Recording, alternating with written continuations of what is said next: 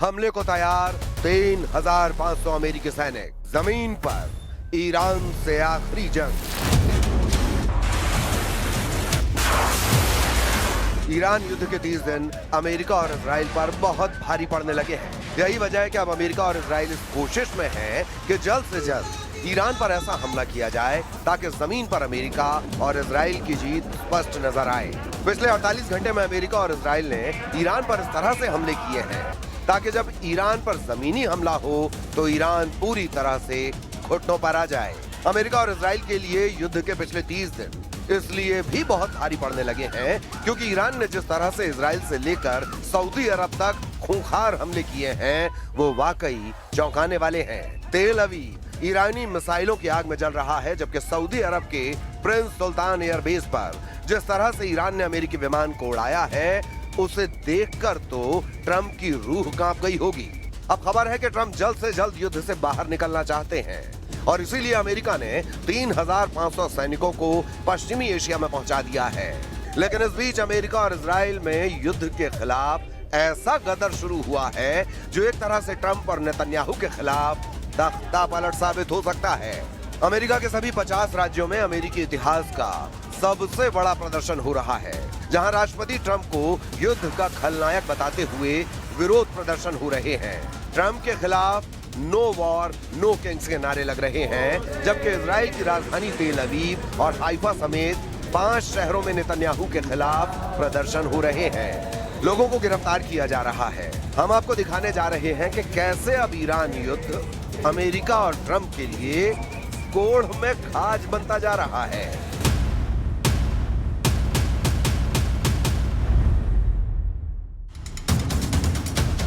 Iran पर जमीनी हमला, चुन चुन मारेंगे अमेरिकी सैनिक।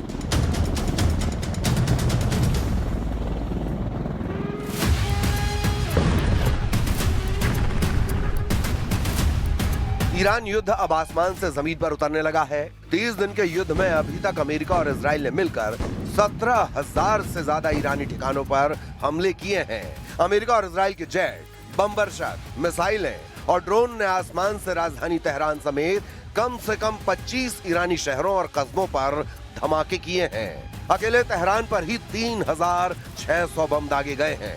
पूरे ईरान पर F-35 जेट, B-2 बमबरशकों से 20,000 के करीब बम और मिसाइलें दागी गई हैं। ईरान के Fordow, Isfahan, Natanz, Bushehr nuclear plant, Arak और अरादान परमाणु ठिकानों पर प्रचंड हमले किए जा चुके हैं। लेकिन उसके बावजूद ईरान में अभी भी 3,556 ठिकाने ऐसे हैं जिन्हें राष्ट्रपति ट्रंप हर हाल में तबाह और बर्बाद कर देना चाहते हैं और इसी के लिए अब अमेरिकी सैनिक ईरान पर जमीनी हमला करने जा रहे हैं।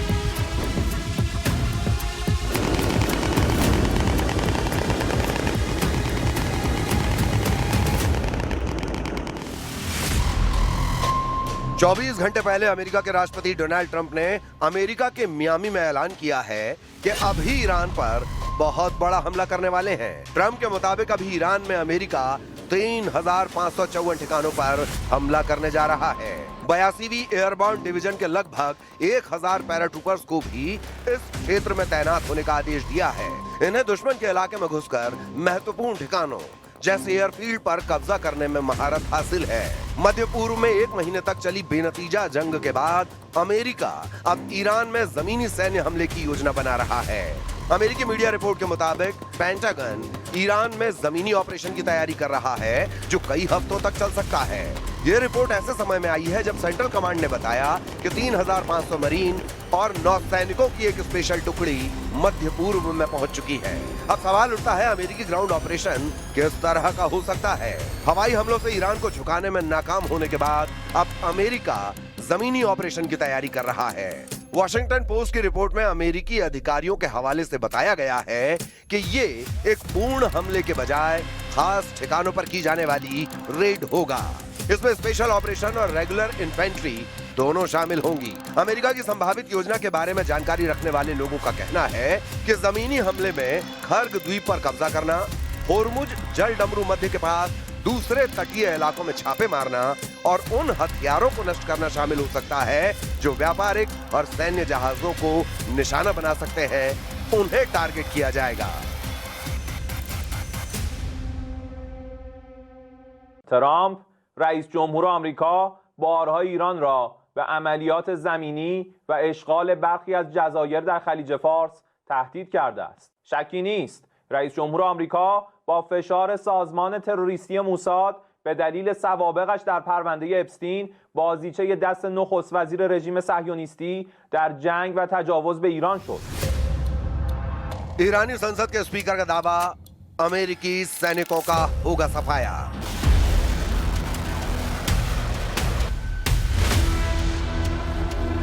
इस बीच ईरान ने अमेरिकी सैनिकों को संभावित जमीनी ऑपरेशन के खिलाफ चेतावनी दी है। ईरान के प्रमुख अंग्रेजी अखबार तेहरान टाइम्स ने अपने फ्रंट पेज पर वेलकम टू हेल यानी नर्क में आपका स्वागत है शीर्षक से लेख लिखा है, जिसमें धमकी दी है कि अगर अमेरिकी सैनिक ईरान की जमीन पर उतरते हैं तो वो ताबूत में ही वापस जाएंगे।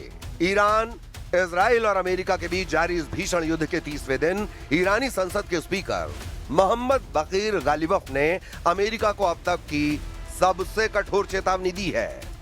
गालिबफ की चेतावनी की 5 मुख्य बातें जान लीजिए। अमेरिकी सैनिकों को आग के हवाले कर देंगे। गालिबफ ने सरकारी समाचार एजेंसी इरना के जरिए बयान में कहा है, हमारे जाबाज जमीन पर अमेरिकी सैनिकों के आने का बेसब्री से इंतजार कर रहे हैं ताकि उन्हें आग के हवाले किया जा सके और उनके क्षेत्रीय सहयोगियों को हमेशा के लिए सबक सिखाया जा सके। अमेरिका पर दोहरी चाल का आरोप लगाते हुए कहा है कि अमेरिका दुनिया के सामने बातचीत और कूटनीति का नाटक कर रहा है, लेकिन गुप्त रूप से ईरान पर जमीनी हमले की साजिश रच रहा है। उन्होंने इसे अमेरिका का धोखा करार दिया। شکی نیست رئیس جمهور آمریکا با فشار سازمان تروریستی موساد به دلیل سوابقش در پرونده اپستین بازیچه دست نخست وزیر رژیم صهیونیستی در جنگ و تجاوز به ایران شد. رئیس جمهور آمریکا که معروف به دروغگوترین رئیس جمهور کشورهای جهان شده است و هیچ ثبات فکری و گفتمانی ندارد، به هیچ عنوان قابل اعتماد نیست و متاسفانه سران آمریکا به کسی اختیارات فرماندهی نیروهای مسلح را واگذار نمودند که به دلیل بی‌تعادلی، موضع‌گیری‌ها و تصمیمات خطرناک و غلط ارتش آمریکا را وارد باطلاق مرگ نموده است. ترامپ موضوعی را یک روز صبح به طبل تهدید می‌کوبد و عصر همان روز عقب نشینی می‌کند.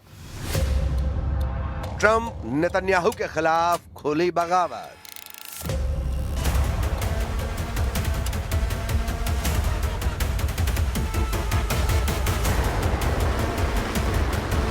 ईरान, इजराइल और अमेरिका के बीच जारी भीषण युद्ध के बीच अमेरिका और इजराइल दोनों ही देशों में बड़े पैमाने पर विरोध प्रदर्शन हो रहे हैं।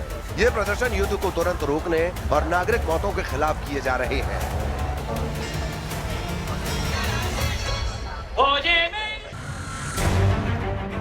अमेरिका और यूरोप में नो किंग्स रैलियों के तहत लाखों लोगों ने राष्ट्रपति डोनाल्ड ट्रंप की नीतियों और ईरान युद्ध के खिलाफ प्रदर्शन किया।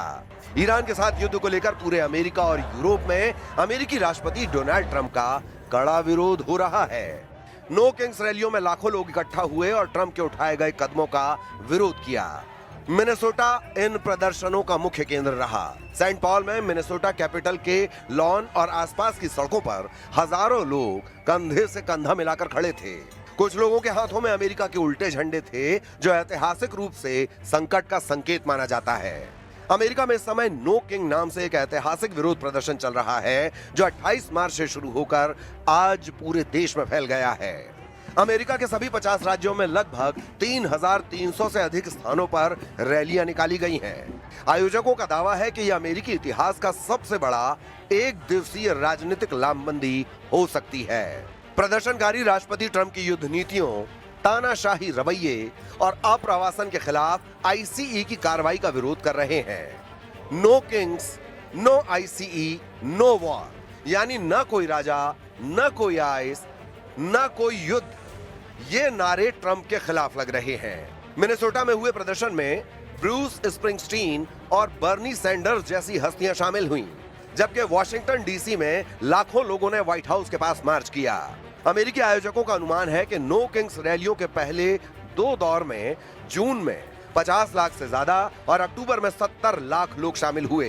इस हफ्ते उन्होंने पत्रकारों को बताया कि इस बार उन्हें 90 लाख लोगों के शामिल होने की उम्मीद है।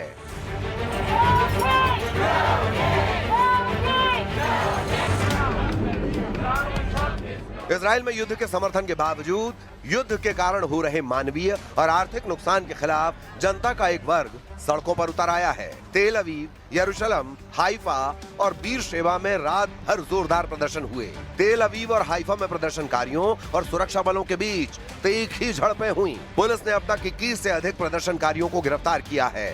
इजराइल में होम फ्रंट कमांड ने सुरक्षा कारणों से 50 से अधिक लोगों के इकट्ठा होने पर प्रतिबंध लगा रखा है, लेकिन प्रदर्शनकारियों ने नियमों को तोड़कर रैलियां निकाली हैं। प्रदर्शनकारी सरकार से युद्ध विराम और ईरान के साथ शांति वार्ता की मांग कर रहे हैं।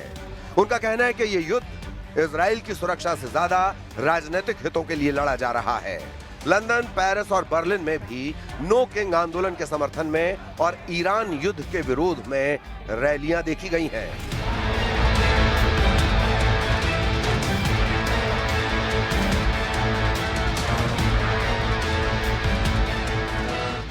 अब इन हालात में देखना होगा कि आने वाले दिनों में ईरान युद्ध में क्या क्या होता है और किसका पलड़ा भारी रहता है।